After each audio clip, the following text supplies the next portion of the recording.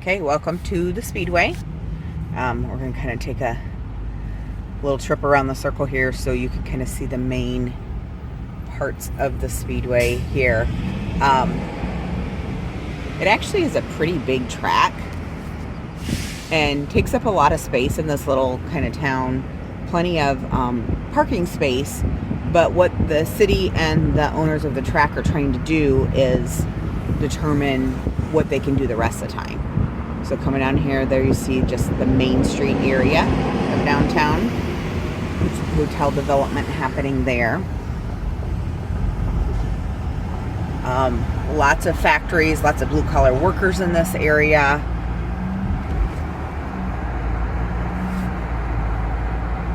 And then this is 16th Street, which takes you right downtown to White River Parkway.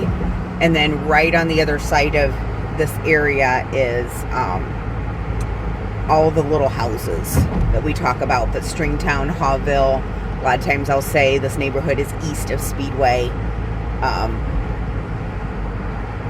So it's all off of 16th Street, north and south. And we're probably only about 10 minutes from downtown at this point.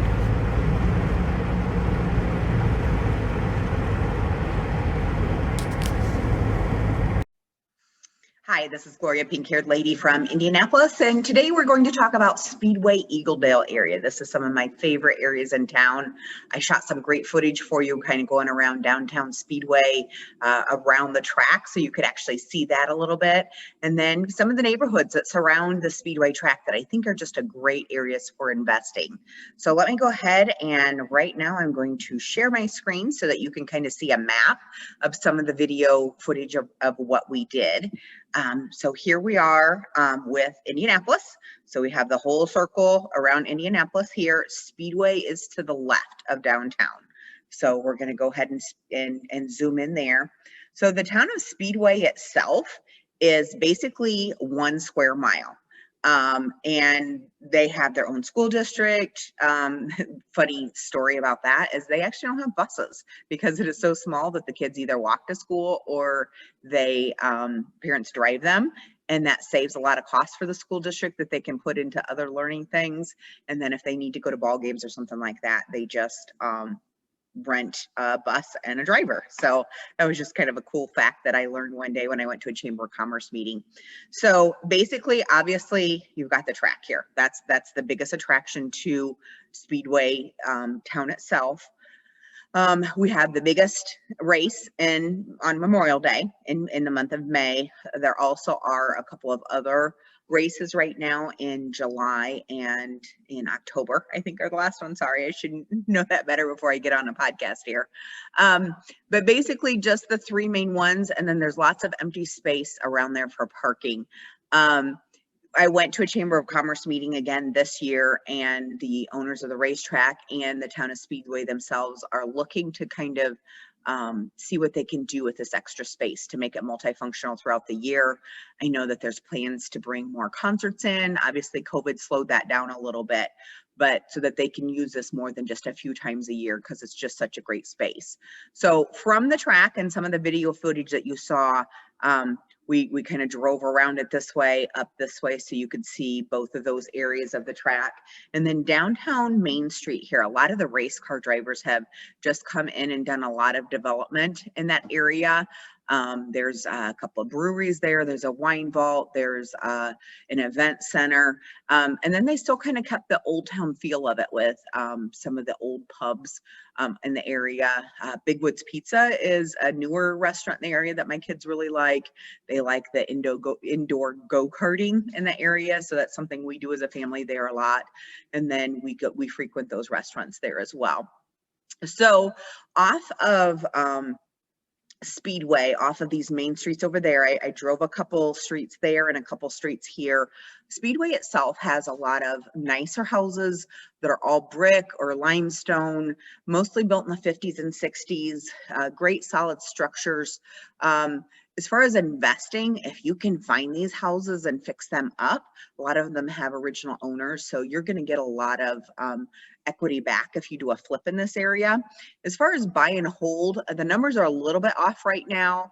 I think the average price in Speedway is pushing 200,000 right now, and rents in the area are only about 1,500. So not really hitting that 1% rule, but it's a good solid area for rentals. A lot of young professionals want this area. Senior citizens that have lived here forever just really like the community feel of it, because it's got a really good school district. You're gonna appeal to families as well. There are a few multifamilies in the area, not a whole lot. It's very competitive for multifamilies in the Speedway area. There's some really good quads right down here on 25th Street. This area right here, there's just a whole street of fourplexes that are just phenomenal.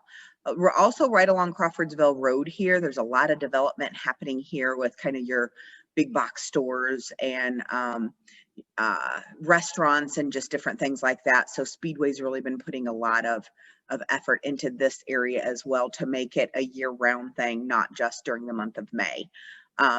Then just north of there is my favorite neighborhood, Eagledale. And I keep telling myself I need to stop talking about this because now everybody likes it and I can't find the bargains that I want to. But actually in my drive, I actually drove right up along here, kind of came along 30th Street, came in this neighborhood a little bit, came in this neighborhood a little bit, just to kind of show you what Eagledale feels like. A lot of houses built right along the same era.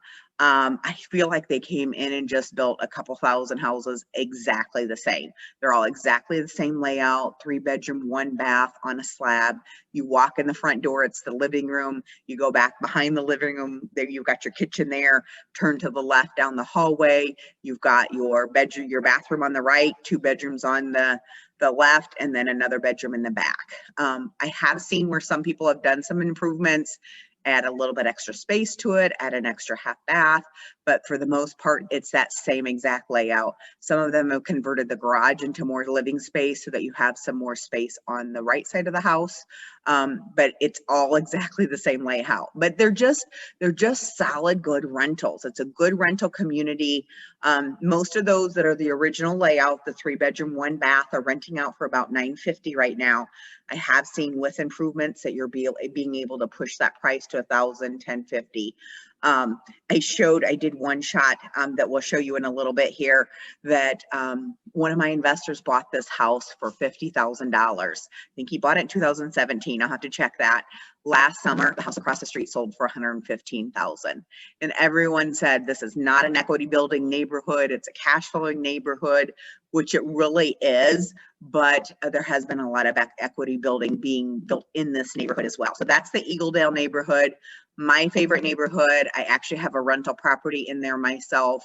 Would love to pick up some more. So that's Speedway in Eagledale. And then I did go ahead and kind of drive through a little bit along this area. Any of these in here is an awesome area close to Marion University by this golf course. There's a couple of really good subdivisions if you can find anything up in this area. And then also down in here, then we're back into our little houses again. So I usually say this is east of Speedway. So it's a little bit further north of the West Indy neighborhoods that I talk about. But in this area east of Speedway, very tiny little houses, easy to fix up, great rental area. Transitional, it's not like, I wouldn't call it a neighborhood by any means, but at the same time, it's a good solid rental community. So this is Eagledale and Speedway, one of my favorite areas of Indianapolis.